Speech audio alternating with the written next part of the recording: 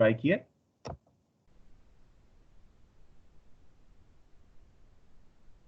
जी बताइएगा please.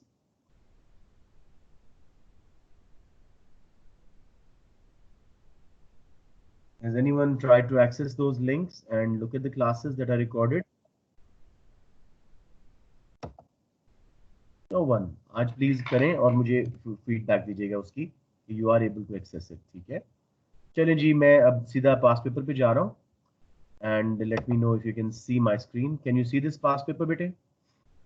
Sir आपने question every bank मार्च। बहुत देर से पोस्ट किया। Sorry sorry. आपने क्वेश्चन बैंक आपने बहुत देर से नहीं पोस्ट किया। इतना टाइम ही नहीं हमारे पास कि हम लोग इतने ज्यादा क्वेश्चंस को कवर अप करें। मंडे को आपने टेस्ट रखा हुआ है। क्वेश्चन है, गौर से देखो, तीनों क्वेश्चन एक ही वीडियो में उसका आंसर मैंने किया हुआ है, एक ही क्वेश्चन उसका आंसर बनता है। तीनों क्वेश्चन जो आपके हैं अपना कार्डिनल अप्रोच के, ठीक है, और ऑर्डिनल अप्रोच के जो हैं, ठीक है, वो जी ये समझ लो कि उसमें जरा थोड़ा सा बस price fall, price rise, income, तीन कॉन्सेप्ट चेक होंगे, right? Sir so sir Tuesday up तक टू कर यू। देना। ठीक है, क्लियर हो जाएगा।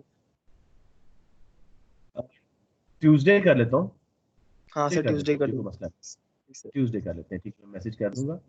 जी sir thank you sir. No worries. Right जी, so I think I am going sir to आपकी स्क्रीन में से नहीं आ रही। मैंने प्रेजेंट तो कर दिया बेटे। एक minute, let me see share screen. अब काफी सारी हैं, I wonder which one is, या can you see it now? बेटे can you see the past paper on the screen? Yes sir. Okay wonderful. चलें जी, इसको जल्दी से देखते हैं। I think we have done this paper in the class, but still no worries. अभी मैं ये पूरा पढ़ने की बजाय कुछ क्वेश्चंस बगैर पढ़े भी सॉल्व हो जाते होते हैं, तो पहले हम उनको करते हैं सॉल्व, और उसके बाद जहां पे हमें पढ़ने की जरूरत होगी उसको भी देख लेंगे, राइट? अब पहला क्वेश्चन देखें जी। Give an example of an item included in the balance on primary incomes.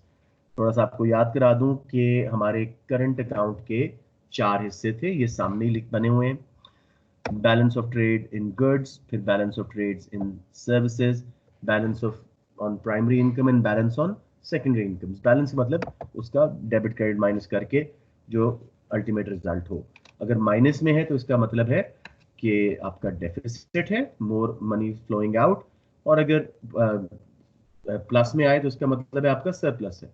Right बेटे, मुझे जल्दी से बताओ, कुछ याद है किसी को कि प्राइमरी इनकम्स में क्या इंक्लूडेड थी? Primary incomes, I know it's been a long time, but still. Sir, the rewards of the factors No of one? production. बिल्कुल सिंपली। तो प्राइमरी इनकम्स में क्या क्या आती है, मैं इधर एरो करके बता देता हूँ। We record the rewards of factors of production in and out of the country, ठीक है, जैसे रेंट, वेजेस, इंटरेस्ट, प्रॉफिट, ठीक है। तो इसमें हम, वो कहते हैं एक एग्जाम्पल दे दें तो हम कहेंगे जी डिविडेंड्स, लेकिन हमें एक्सटर्नल ट्रांजैक्शन उसको साबित करनी है। Dividends, sorry, dividends received on shares, ठीक है, बाय लोकल पीपल, ठीक है, फ्रॉम ओवरसीज कंपनीज, या interest on saving account overseas, anything like that. समझ आ गया इसको कैसे करना है बेटे? Rent on property owned abroad, ठीक है, या rent paid on rent going out of the country owned by foreigners, ठीक है, on properties owned by foreigners. तो dividends received on shares bye local people from overseas companies. ठीक है जी, कोई मसला, किसी को कोई कंफ्यूजन? प्राइमरी इनकम्स क्लियर हो गया? किसी को याद ना हो तो प्लीज मुझे दोबारा बता दें। Balance of trade in goods में क्या था? टेंजिबल आइटम्स की इंपोर्ट्स एक्सपोर्ट्स, फर्नीचर, कार्स वगैरह। जो पैसा मुल्क में आएगा उसको हम क्रेडिट कर देंगे, जो मुल्क से आउटफ्लो होगा उसको हम डेबिट कर देंगे। तो एक्सपोर्ट्स को हम क्रेडिट करते हैं उसके पैसे को, और इंपोर्ट्स को डेबिट करते हैं।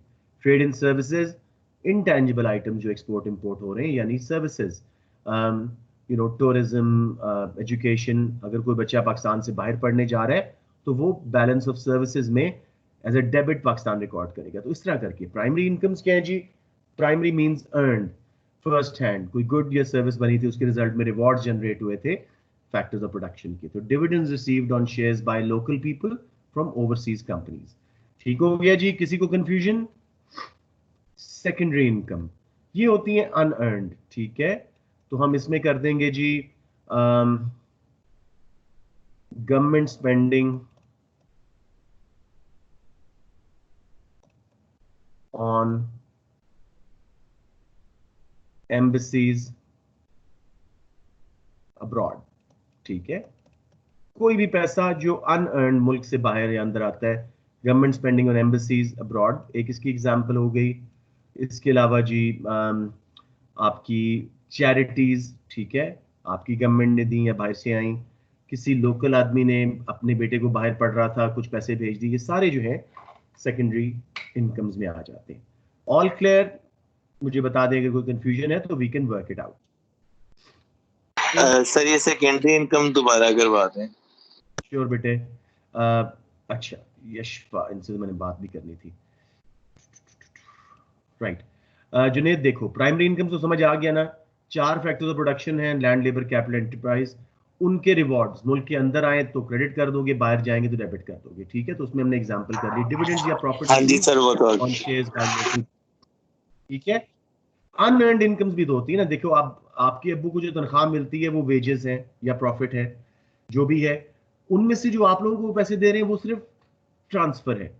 ठीक है, सेकेंडरी इनकम है, अनअर्न्ड है। तो ऐसी इनकम भी तो मुल्क से बाहर अंदर आती है ना, चैरिटीज, गिफ्ट्स ऑफ कैश वगैरह।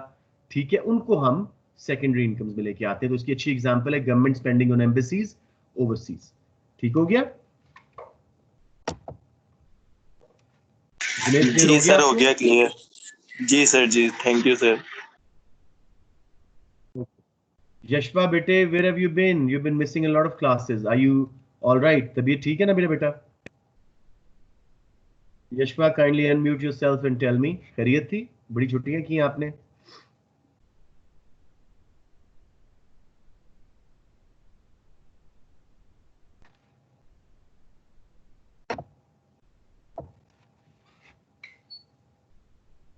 सर प्राइमरी को जरा एक having bar problem opening the mic. अब next question देखें जी।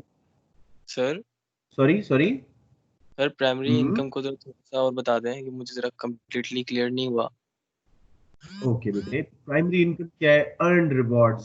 ठीक है, कोई गुड या सर्विस बनी थी, उसके रिजल्ट में 4 ही रिवॉर्ड्स हैं, 4 ही फैक्टर्स हैं, रेंट, वेजेस, इंटरेस्ट, प्रॉफिट। ठीक है, जो मुल्क में बाहर से आ रहे हैं या मुल्क से बाहर जा रहे हैं, rent, wages, interest and profit. तो उसने कहा था एग्जांपल दें, तो मैंने कहा dividend received on shares bye local people from overseas companies. हमारे किसी बंदे ने लेट्स से नेस्ले के शेयर्स खरीदे हुए थे, नेस्ले ने जब डिविडेंड पे किए तो पाकिस्तान में वो पैसा आया। ठीक है, किसी ने पीटीसीएल में लिए हुए थे, पाकिस्तान से बाहर जाएगा, वो भी इसकी एग्जांपल हो सकती है। समझ आ गई बात? पाकिस्तानी वर्कर्स जो अर्न करके अपने मुल्क में ले आते हैं या फॉरेन वर्कर्स यहाँ से अर्न करके वेजेस ले जाते हैं, वही चीज है। ठीक है, अब देखिए वो कह रहा है जी what is the trend in Poland's current account balance. Current account balance क्या बनेगा? इन चारों के बैलेंसेस को जमा करके, 14, 15, 16, इन सबको जमा करके तो हम क्या करेंगे? पहले पॉजिटिव फिगर्स बेशक ऐड कर दो, उसमें से नेगेटिव माइनस कर दो। ठीक है, जैसे मैथ में हम करते हैं। तो इसकी जो कैलकुलेशन मुझे याद है 13, 16 डेफिसिट था जी, और वो इंक्रीज हुआ था। ठीक है, ये आप लोग खुद प्रैक्टिस कर सकते हो। आप 3 and 13 और ये -377, इसमें से 9059 निकाल दो या 9051 में से ये सारे निकाल दो, माइनस फिगर आ जाएगा। इसी तरह 16 का करके देखो और देखो कि बैलेंस पे क्या असर पड़ा है ओवर टाइम। ठीक है, some kids are joining in. ठीक है, यशवा आपने अभी तक मुझे जवाब नहीं दिया, अब्दुल बासित भी अब आ गए, उनसे भी बात कर लेते हैं। यशवा बासित, काम हो रहा था, घर में थोड़ा सा काम हो रहा था इसलिए। क्या? ओके, अब आप फ्री हो? Will you be regular from now on? Yes, sir. Yes. Okay, wonderful. I hope the same for Abdul Basit because he's been a bit Excuse me, sir. as well. Right जी जी बेटे। Sir ये third वाला जरा दोबारा समझा दें, समझ नहीं आया।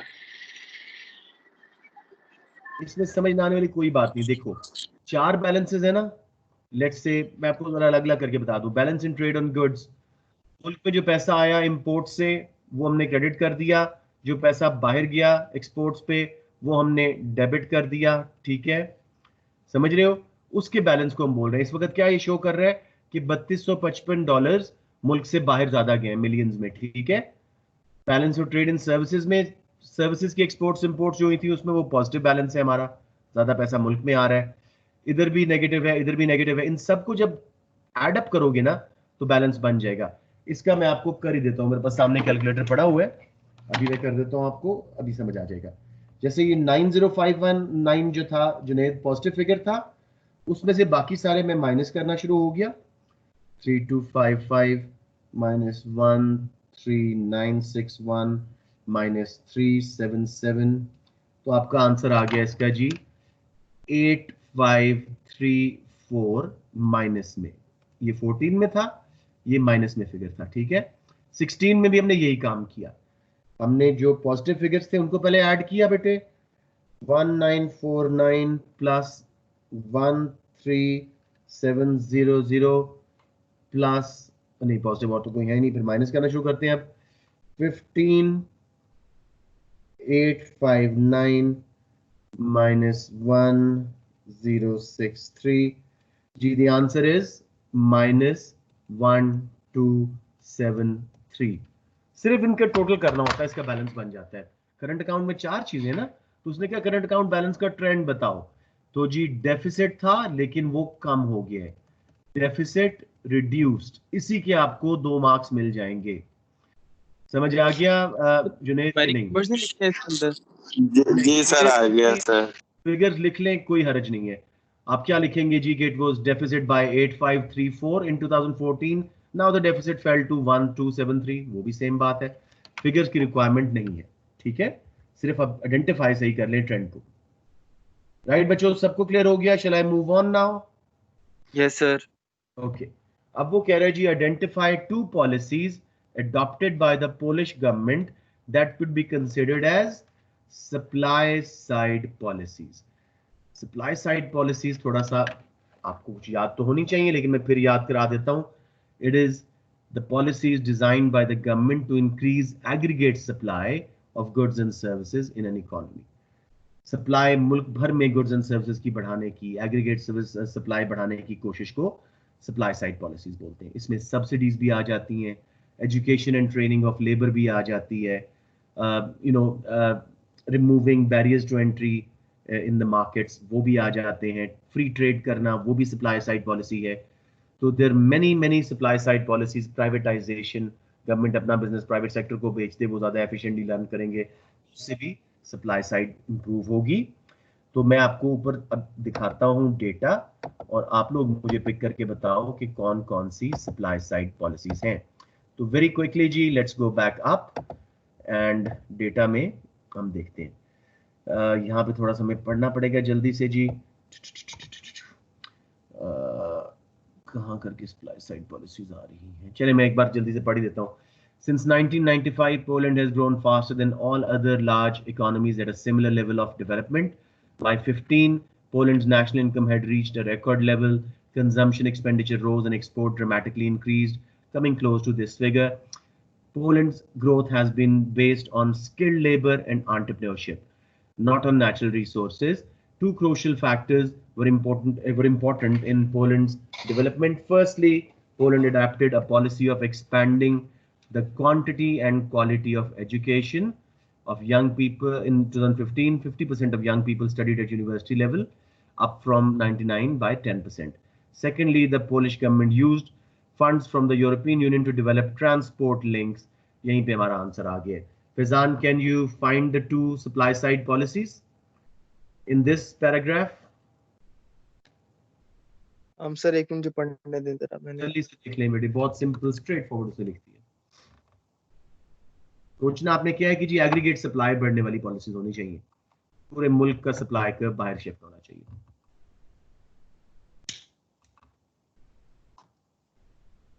सर ये डेवलप द ट्रांसपोर्ट एक होगा। बिल्कुल सही है। कहाँ पे है वो बोला? यूरोपियन यूनियन के फंड, ट्रांसपोर्ट लिंक्स, बिल्कुल सही है। इंफ्रास्ट्रक्चर डेवलपमेंट, सप्लाई साइड जी पॉलिसी है, बहुत अच्छे है। और उसके ऊपर भी कुछ था, देखिए। सर ये आई गेस के ये स्टूडेंट्स की जो एजुकेशन है। Quantity and quality of education, yes. More education and training is the other supply side policy. ठीक है, तो बस ये दो आपने आइडेंटिफाई की, आपको 2 मार्क्स मिल गए। सबको क्लियर है? किसी को जो बाद में बच्चों ने ज्वाइन किया हो याद सुन ले। Supply side policies are the policies aimed by the government to increase aggregate supply of goods and services in a country. ठीक हो गया बेटे? सबको क्लियर था यहां तक? जो बच्चे बाद में आए हैं वो प्राइमरी इनकम्स का सुन लें। प्राइमरी इनकम्स होती हैं जी अर्नड इनकम्स, जो करंट अकाउंट में रिकॉर्ड होती हैं बैलेंस ऑफ पेमेंट में। इसके 4 हिस्से होते हैं, rent, wages, interest and profits या डिविडेंड्स। तो मैंने example they the, dividend received on shares bye local people from overseas companies. और सेकेंडरी इनकम का हमने एग्जांपल कर लिया था, government spending on embassies overseas. Secondary incomes होती हैं जो अनअर्नड होती हैं, charities, transfer of cash, gifts वगैरह। राइट जी। उसके बाद हमने trend in Poland current account देखा, 8534 डेफिसिट था और फिर वो कम होके 1273 पे आ गया। बस ये स्टेटमेंट लिखनी है जी, डेफिसिट रिड्यूस, 2 मार्क्स आपको मिल गए। 2 सप्लाई साइड पॉलिसीज, 2 मार्क्स सिर्फ आइडेंटिफाई करने के। अब यहाँ पे नोट करो, 6 मार्क्स आप ले चुके हो। बिल्कुल बेसिक आइडिया अगर आपके पास चीज का हो। नंबर सी देखिए जी, explain with the help of a diagram why the imposition of an indirect tax such as general sales tax could discourage entrepreneurs from investing. We don't need the data for it. वो कहता है एक diagram बनाओ, ठीक है, और उसकी मदद से एक्सप्लेन करो कि क्यों अगर इनडायरेक्ट टैक्स लगता है जैसे जनरल सेल्स टैक्स है तो उसकी वजह से इन्वेस्टमेंट डिस्करेज होती है। मुझे कोई बच्चा बताएगा कि हम कौन सा डायग्राम बनाएंगे इनडायरेक्ट टैक्सेस दिखाने के लिए? पूरा हमने एक चैप्टर पढ़ा था इसके ऊपर। सप्लाई का ग्राफ। बिल्कुल, डिमांड सप्लाई का कर्व बनेगा। Price, quantity, very simple. Thank you Abdullah. मुझे बताएं क्या होगा? बेसिक इक्विलिब्रियम हमने बना दिया, D0 S0 equilibrium E0। Sir price indirect tax लगने से जो है प्राइस इंक्रीज होगी और सप्लाई क्या? अपवर्ड शिफ्ट हो सप्लाई क्या जाएगी। होगी? किधर शिफ्ट होगी? Sorry, upwards left. Leftward, upwards बोल रहे थे आप, ठीक है। S1 पे प्राइस बढ़ गई, इसके रिजल्ट में नया इक्विलिब्रियम यहाँ आ गया ना E1 पे, और क्वांटिटी कम हो गई। बस एरोज भी लगा दिया करो। अब इसको एक्सप्लेन करते हैं।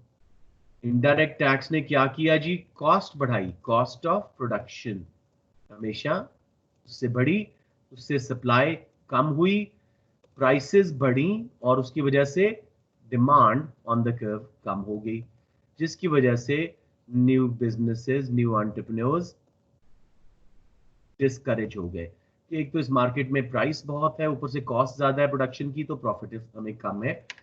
Discourage due to low profits. Everybody totally clear on the idea here? Indirect taxes affect supply, direct taxes affect demand. किसी को कोई कंफ्यूजन हो तो प्लीज मुझे बता दें। ईडी पैम्स के फैक्टर्स एंड रिवेंटिस के फैक्टर्स, उसी में से बात थी। अब देखो 10 मार्क्स आप लोग ले चुके हो without writing a lot, just to the point, clear cut answering के थ्रू। किसी को कंफ्यूजन होगी तो मैं बाद में मार्क्स स्कीम भी दिखा दूंगा। Any questions on this so far ji?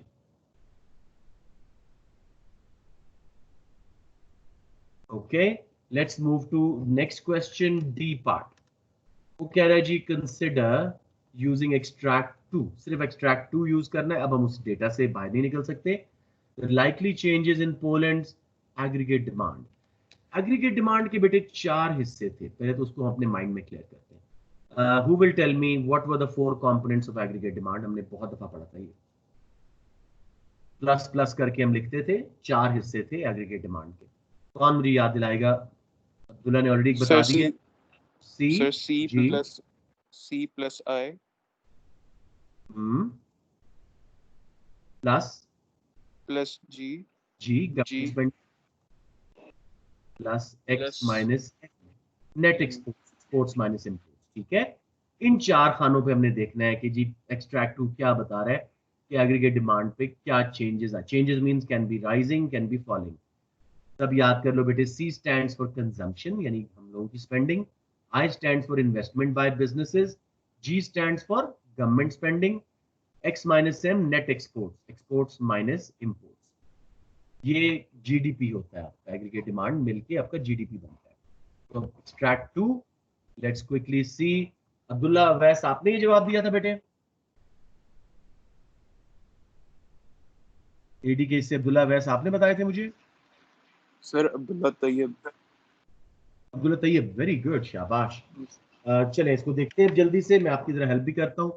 Polish growth slowed significantly in 2016, लेकिन अगेन मैं एक बार क्वेश्चन आपको दिखा दूं, वो क्या कह रहा है कि एडी के 4 हिस्से बताओ 17 में। ये हमेशा आपको मिसलीड करने की वो कोशिश करेगा। ऊपर 16 बोला, बच्चे इमीडिएटली कहते हैं जी एग्रीगेट डिमांड फेल, उसी की इंफॉर्मेशन निकाल के। नहीं, आपने देखना है 17 की information, mainly due to private investment. ये था 16 का था, not applicable. Outlook for 17 was also gloomy, ये बात ठीक है। With concern regarding global economic and domestic economic policy, private consumption and public investment were expected to continue to be strong, but a significant slowdown in economic activity was expected throughout the year. ठीक है, कुछ बात समझ आ रही है? 17 में उसने कहा कि एग्रीगेट डिमांड के गिरने का चांस है, हालांकि कंजम्पशन और इन्वेस्टमेंट जो है वो राइज करेंगे, लेकिन overall economic activity slow down होने की वजह से एग्रीगेट डिमांड गिरने का चांस है। तो सी एंड आई उसने कहा जी बढ़ेंगे। फिर आगे क्या कहा उसने, this was because of significant decline in investment by private companies in the first half of 16। Again 16 की बात कर रहा है। Companies were cutting spending on fixed capital. A survey by Polish Central Bank indicated that companies were reluctant to start new investments. Entrepreneurs were afraid of possible consequences of changes in government economic policy. For example, increased indirect taxes such as sales tax. In addition, foreign companies were delaying major investment in Poland because of uncertainties in economic climate. After a period of rising net exports, X-M पहले बढ़े थे, by 2016 the trend was reversing. अब हमने उसने बताया कि 16 के बाद से ट्रेंड रिवर्स हो गया, X-M भी नीचे जा रही है, क्लियर कट इंफॉर्मेशन दी है। Outlook for 17 was not any better and the fall in net exports यानी X-M गिर रहा है, was expected to be the main factor slowing down the Polish economy. Public spending was one possible way in Polish economic growth could have been boosted in 2017. Government could increase the budget deficit. Budget deficit क्या है जी? Taxes कम लो, spending ज्यादा करो। Budget deficit बढ़ाना means taxes और कम करना और spending और बढ़ाना गवर्नमेंट की तरफ से। Interesting suggestion was to decrease retirement age. अब जी मैं आपको इसका जल्दी से सारा इकट्ठा करके दे देता हूं कि इसने हमसे क्या एक्सपेक्ट किया 4 मार्क के लिए। जैसे ही हमने उसको बताया कि जी X-M मेन फैक्टर है for fall in aggregate demand, ठीक है, फॉर फॉल इन एडी, समझ आ रहा है कि जी नेट एक्सपोर्ट्स उसने खुद बताया कि गिरेगी और 16 में भी गिरी थी, अब 17 में और गिरेगी, तो एग्रीगेट डिमांड गिरेगी उसकी वजह से। कंजम्पशन प्लस इन्वेस्टमेंट इंप्रूव हुए, लेकिन ओवरऑल इकोनॉमिक एक्टिविटी स्लो होने की वजह से एडी स्टिल गिरेगा, एक्टिविटी लो, जिसकी वजह से एडी विल फॉल। बट अब दूसरी साइड, इफ गवर्नमेंट स्पेंडिंग अपनी बढ़ा दे, जैसे वो कह रहा है इस एक्सट्रैक्ट में, मोर इन्वेस्टमेंट करे गवर्नमेंट, ठीक है, एजुकेशन वगैरह पे, तो उससे एडी बढ़ सकता है, but more chances are for aggregate demand to fall. अब इसमें मेन ट्रिक क्या था कि 16 के पिक ना कर लें, सीधे सीधे 17 पे जाएं और फिर पिक करें। किसी को इस क्वेश्चन में मसला बेटे अगर है तो मैं मजीद क्लियर कर देता हूं।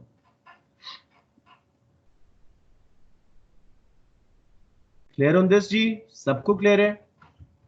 Right, okay. Let me just quickly see how many kids do we have? 10. Okay. Let's now move on to the last part. 6 mark ka ji, discuss whether increasing the Polish government's budget deficit will always have a positive impact on Poland's economy. Simply वो क्या कह रहा है कि अगर government अपना budget deficit बढ़ाए, यानी एक्सपेंशनरी फिस्कल पॉलिसी करे, टैक्सेस कम ले लोगों से और स्पेंडिंग ज्यादा करे इंफ्रास्ट्रक्चर पे, डिफरेंट प्रोजेक्ट्स पे, तो गवर्नमेंट का बजट डेफिसिट हो जाएगा। उससे पोलैंड की इकोनॉमी पे क्या हमेशा पॉजिटिव इफेक्ट आएगा? तो फिस्कल पॉलिसी के फायदे और नुकसान किसी को याद हो जरा स्टार्ट दे सकता है, otherwise of course I will help you out. Anybody would you like to make a start here? 6 mark का क्वेश्चन सर है आई जी। थिंक इन्फ्लेशन बढ़ जाएगी। यस, ये नेगेटिव साइड है बिल्कुल। और क्या मसला हो सकता है? कौन सी इन्फ्लेशन बढ़ेगी मुझे बताएं। गवर्नमेंट स्पेंडिंग से डिमांड पुल इन्फ्लेशन बढ़ती है जो एग्रीगेट डिमांड के बढ़ने से लिंक्ड है, या कॉस्ट पुश इन्फ्लेशन जो एग्रीगेट सप्लाई कम होने से लिंक्ड है? Cost push. मैंने आपको आंसर दे दिया था। एग्रीगेट डिमांड से लिंक कौन डिमांड सी पुल सर, है? Demand pull. नहीं, ये देखो आपके सामने लिखा हुआ है एग्रीगेट डिमांड का एक हिस्सा जी है। तो गवर्नमेंट स्पेंडिंग बढ़ने से और टैक्सेस कम होने से जी और सी दोनों बढ़ेंगे, एग्रीगेट डिमांड बढ़ेगी। अगर सप्लाई साथ में नहीं बढ़ सकी तो डिमांड पर इन्फ्लेशन। ठीक है, थोड़ा सा रिवाइज करना शुरू करते हैं, अपना एस वीक हो रहा है आप लोगों का, राइट जी। उसके बाद पहले इसके हम पॉजिटिव पकड़ते हैं, ठीक है, और फिर नेगेटिव करते हैं। मैं लेट मी सी, हाँ I got enough space here. So जी, पार्ट ई फिस्कल पॉलिसी। पहले तो बताएंगे कि budget deficit is fiscal policy, deficit is expansionary fiscal policy. Fiscal policy. किसी को मॉनेटरी पॉलिसी के इंस्ट्रूमेंट्स याद हैं, टूल्स याद हैं? Anyone? Interest rate and money supply. Supply, very good. कभी कभी साथ में एक्सचेंज रेट भी यूज करते हैं, good. Budget deficit is expansionary fiscal policy. This will boost aggregate demand, ठीक है, as low taxes will increase। अभी हमने किया था कुछ दिनों पहले, कौन सी इनकम बढ़ती है टैक्स लो होने से? रियल इनकम या disposable income?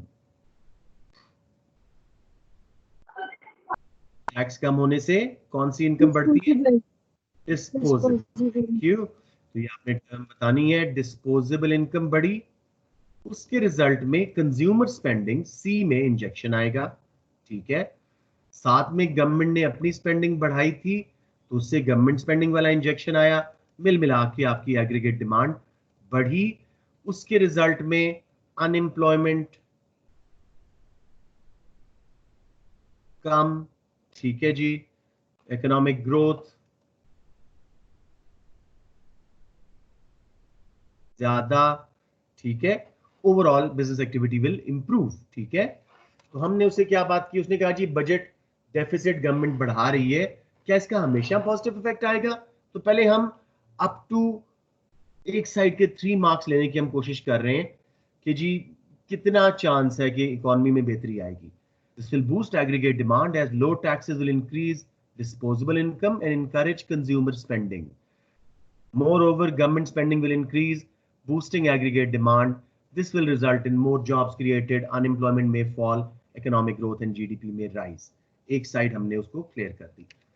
But if the economy,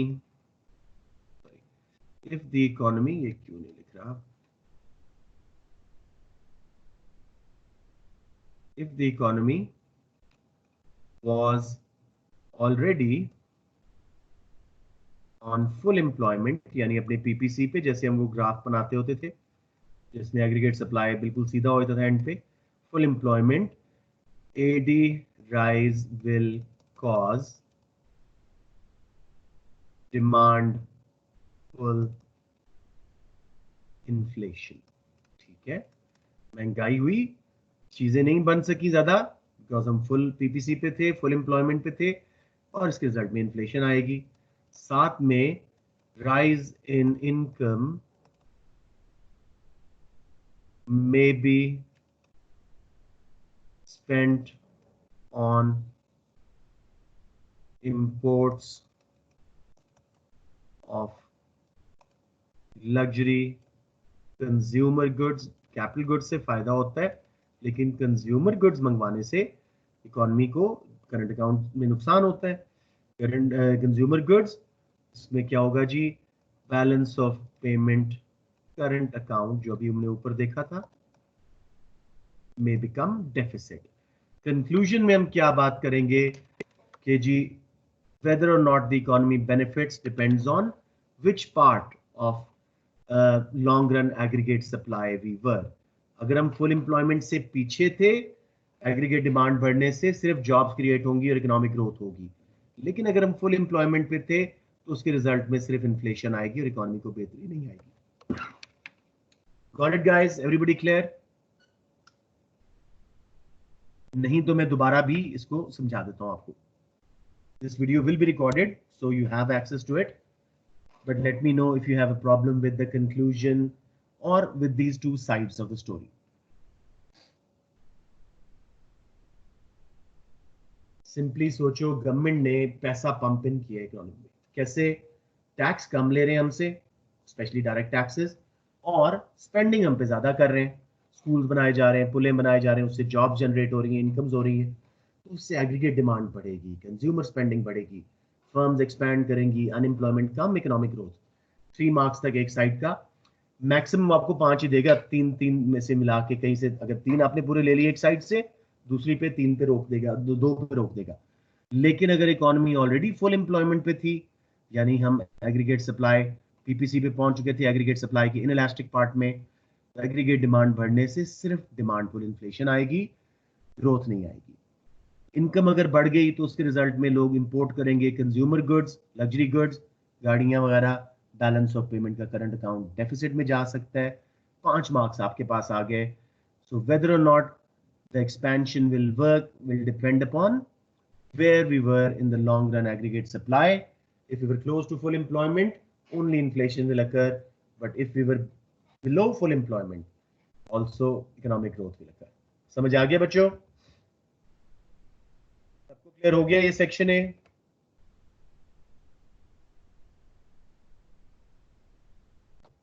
Okay, let's move on to sir हाँ जी बेटे। सर ये जो आपने लास्ट में बात की है जरा दोबारा कर दें, आपकी आवाज कट रही थी।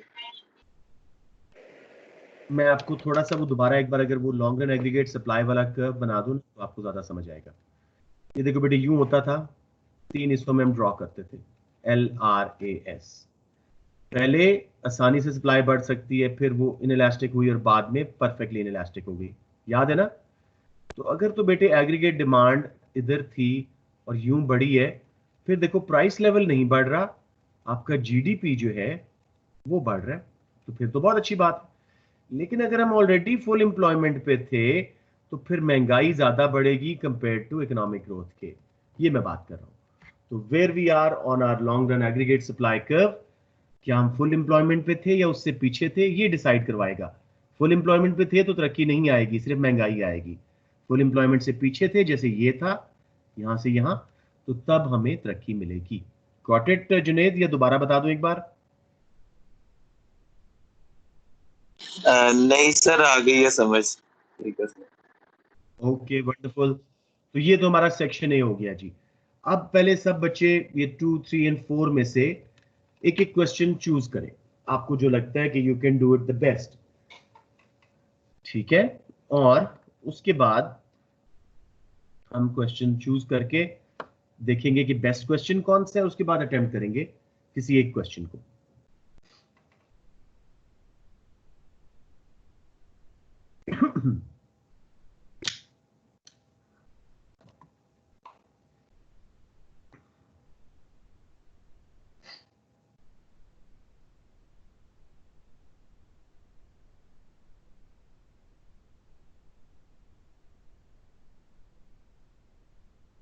सर क्वेश्चन नंबर 4 करवा दें। अच्छा जी, आपने चूज कौन सा किया, खुद करने के लिए कौन सा चूज किया? Sir number 3। Number 3, good choice, ठीक है, वेरी गुड, ठीक है। आप बाकी बच्चे मुझे बताते जाएं जरा जल्दी से। I need some. Arooj, which one will you choose बेटे? सर मैं भी 3 करूंगा। 3, okay, majority will go for 3 because अभी इलास्टिसिटी की है। बस इसमें याद रखना बेटे, इलास्टिसिटी वाले क्वेश्चन में सिर्फ एक बार मैं ये दिखा रहा हूँ, define plus formula plus elastic में क्या करोगे, इन इलास्टिक में क्या करोगे और यूनिटरी में। इलास्टिक में प्राइस कम करेगा प्रोड्यूसर, ठीक है, उसके रिजल्ट में क्वांटिटी डिमांडेड ज्यादा बढ़ेगी, राइट, और उसका रेवेन्यू बढ़ जाएगा। लेकिन अगर उसने प्राइस बढ़ाई इलास्टिक डिमांड में तो रेवेन्यू गिर जाएगा। इन इलास्टिक में वो प्राइस बढ़ाएगा बिकॉज प्रोपोर्शनेटली कम डिमांड गिरेगी, उसका रेवेन्यू बढ़ जाएगा। But if he reduces price with inelastic demand of his good, revenue will fall.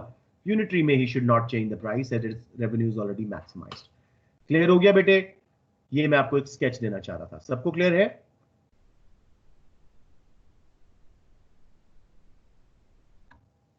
Okay, I think most will go for 3, लेकिन सेकंड भी आसान क्वेश्चन था, बल्कि सेकंड ज्यादा अच्छा क्वेश्चन था।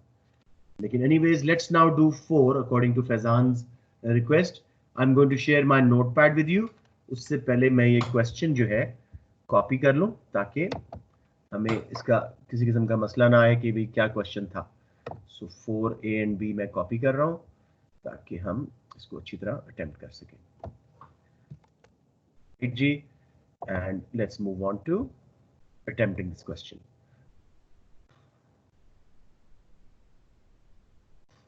Okay, I'll move down G because it's already a lot of work.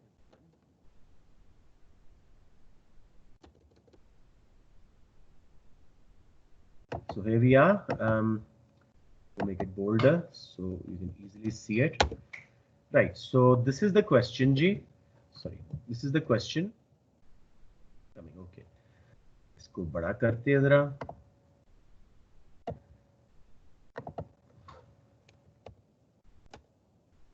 Right, so first part को हम पहले अटेम्प्ट कर लेते हैं। बी को मैं नीचे ले जाता हूं।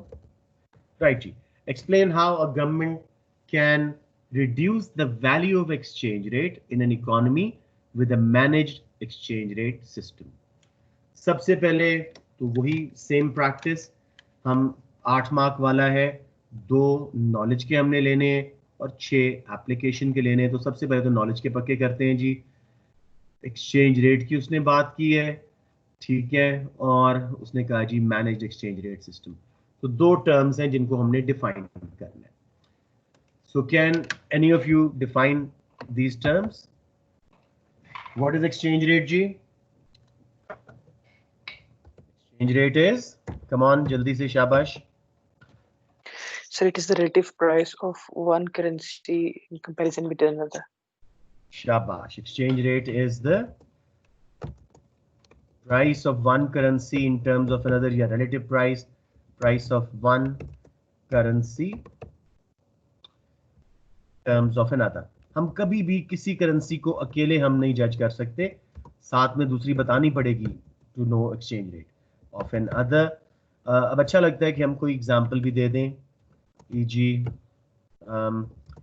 1 पाउंड का साइन किधर है जी? 1 pound is equal to 1.5 dollars, ठीक है जी। तो ये हमने एक थोड़ा सा उसको एग्जांपल दे दिया। मैनेज्ड एक्सचेंज रेट कुछ याद है किसी को?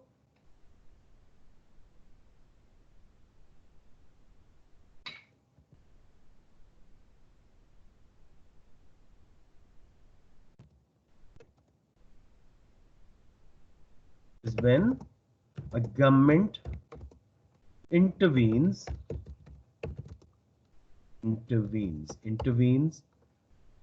in फॉरेक्स मार्केट यानी फॉरेन एक्सचेंज मार्केट, ये बिल्कुल आप लिख सकते हो, market, to keep value of its currency at a particular rate, ठीक है, और between an upper and a lower limit। जी, बेसिकली अब गवर्नमेंट जो है इंटरवीन कर रही है अपनी करेंसी के रेट को, या तो एक रेट पे फिक्स कर रहे हैं मुसलसल मैनेज करके, इंटरवीन करके, या फिर वो अपर एंड लोअर लिमिट में जाने की इजाजत दे रहे हैं। जैसे पाकिस्तान गवर्नमेंट कहे कि अगेंस्ट द डॉलर हमारी करेंसी जी 200 से नीचे ना जाए, डिप्रिशिएट इतनी ना हो जाए, और 150 से ऊपर ना जाए, इतनी अप्रिशिएट ना हो, तो वो अपर एंड लोअर लिमिट लगा दे, या कहे कि 160 पर डॉलर हमारा रेट मुसलसल रहना चाहिए, फिर उसमें इंटरवीन करेंगे। तो क्लियर ऑन दैट जी? कोई कंफ्यूजन? हमने 2 मार्क्स लिए कैसे? 2 की टर्म्स को डिफाइन करके। अब यहाँ पे कुछ बच्चे गवर्नमेंट इकोनॉमी को भी करना शुरू कर देंगे। नहीं, there is no need. Question was simply about exchange rate और कैसे गवर्नमेंट उसको मैनेज करती है। ठीक है जी? को टूल्स याद है गवर्नमेंट क्या यूज करती थी? Government uses foreign exchange reserves. पहला टूल 3 मार्क्स के लिए हम कर रहे हैं एप्लीकेशन में, रिजर्व्स 3 फॉर एप्लीकेशन हमने यहीं पे कर दिए। ठीक है जी? Government uses foreign exchange reserves to manage its exchange rate, sorry, to manage its exchange rate. अब इसको एक्सप्लेन करेंगे कैसे। If the currency is depreciating below the desired level, बहुत नीचे जा रही थी हमारी करेंसी, हम चाहते थे कि नहीं ऊपर रहे, desired level, government will use its reserves by the local currency. ठीक है? Demand will rise and exchange rate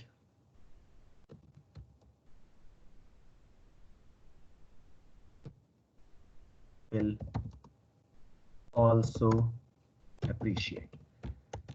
जी बेटे, समझ आया कि नहीं? गवर्नमेंट के पास रिजर्व्स पड़े होते हैं यूरोस के, डॉलर्स के, पाउंड्स के। अगर उनको लगा कि जी रूपी बहुत नीचे जा रहा है, हमें इंटरवीन करने की ज़रूरत है, तो गवर्नमेंट ओपन मार्केट में, फॉरेन एक्सचेंज मार्केट में, जिसकी कोई, मैंने आपको बताया था कि कोई एक फिजिकल स्पेस नहीं है, सारी दुनिया में जहाँ buyers and sellers of currency है वो फॉरेन एक्सचेंज मार्केट है। तो गवर्नमेंट ओपन मार्केट में रूपी खरीदना शुरू कर देगी डॉलर यूज करके या पाउंड यूज करके। उससे रूपी की डिमांड बढ़ेगी and exchange rate will go up, appreciate. Clear on this या कोई confusion? Okay. On the other hand, अब आप लोग मुझे बताएंगे, on the other hand, if currency was appreciating beyond the desirable level, अब करेंसी ऊपर जाना शुरू हो गई थी, डिजायरेबल लेवल, इट कुड, यानी हमारी एक्सपोर्ट्स बहुत महंगी हो जानी थी, डिजायरेबल लेवल, गवर्नमेंट विल, अब हम क्या करेंगे, will sell local currency and buy foreign exchange reserves.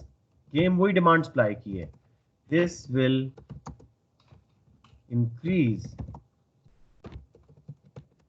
the supply of local currency in the foreign exchange market, forex market, high buddy, and the exchange rate will come down. इसको devaluation कहते हैं, जब government कर रही हो, खुद ही हो रही हो तो depreciation कहते हैं। जी बेटे, किसी को प्रॉब्लम? 3 मार्क्स के लिए कि गवर्नमेंट रिजर्व को कैसे यूज करती है। हमारे पास फॉरेन करेंसी के रिजर्व्स पड़े हुए हैं स्टेट बैंक के पास। अगर रूपी नीचे जा रहा था और गवर्नमेंट को और कोई तरीका नहीं समझ आया, तो अपने रूपी को खरीदना शुरू कर देंगे डॉलर पाउंड यूज करके। उससे रूपी की डिमांड इंटरनेशनल मार्केट में बढ़ जाएगी because of excessive buying by the government, and as a result आपकी रूपी की रेट ऊपर चली जाएगी, रिजर्व्स। ठीक है? तो उसके बाद जी, जब हमारा एक्सचेंज रेट ज्यादा ऊपर जा रहा था, लेट्स से एक्सपोर्ट्स की डिमांड बहुत बढ़ गई थी, रूपी की डिमांड बहुत बढ़ गई, अब उसको नीचे लाने के लिए अपनी करेंसी को बेचेंगे, यानी उसके यूज करेंगे फॉरेन रिजर्व खरीदने के लिए। इससे रुपए की सप्लाई बढ़ जाएगी और लोकल करेंसी हमारी जो है फॉरेन एक्सचेंज मार्केट में उसकी सप्लाई बढ़ने से रेट नीचे आ जाएगा। किसी को कोई कंफ्यूजन प्लीज आस्क। ऑलराइट जी, दूसरा, government can also use interest rates. मैं लिख रहा हूं 3 फॉर एप्लीकेशन, हमें दूसरे यहां पे मिल जाएंगे। To affect the value of domestic currency। याद कीजिए, मैंने आपको हॉट मनी का कॉन्सेप्ट समझाया था। इफ हमारा एक्सचेंज रेट गिर रहा है, if local currency is depreciating, तो हम क्या करेंगे? इंटरेस्ट रेट को क्या करेंगे? Government, come on somebody, will बढ़ाएंगे इंटरेस्ट रेट को ताकि हॉट मनी बाय से आए, या कम करेंगे? जी, इंक्रीज कर देंगे यस, ताकि विल इन्वेस्टमेंट आए इंक्रीज यहाँ। Interest rate. यस, इन्वेस्टमेंट नहीं, अब यहाँ पे बोलेंगे आप जी, hot money will flow in country, country's banks कर लेते हैं, to the country excuse me sir. Banks. जी बेटे। सर वो अब्दुल्ला तैयब का मैसेज है कि उसका नेट नहीं चल रहा था, इसलिए वो डिस्कनेक्ट हो गया, उसका नेट इशू आ रहा था।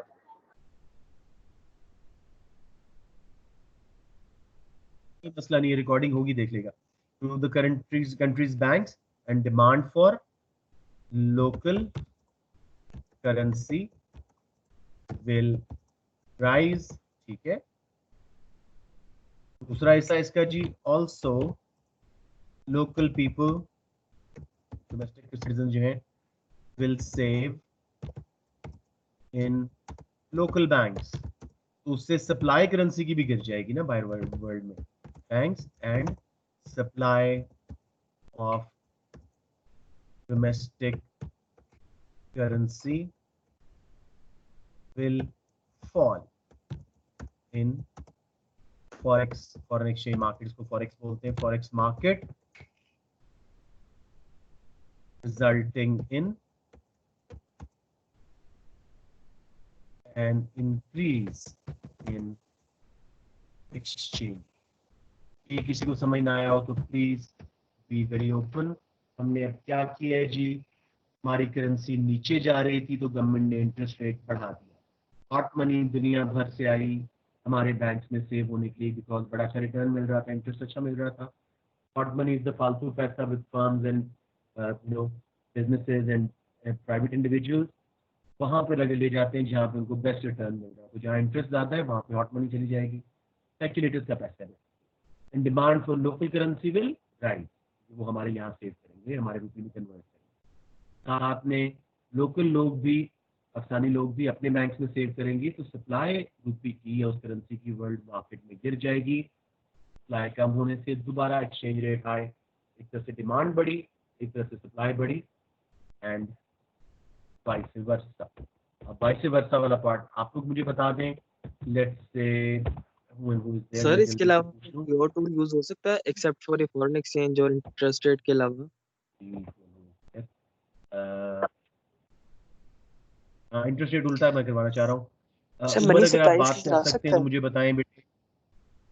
सॉरी मनी सप्लाई का पॉइंट इसके अंदर आ सकता है? अगर लोकल मनी सप्लाई का पॉइंट आ सकता है?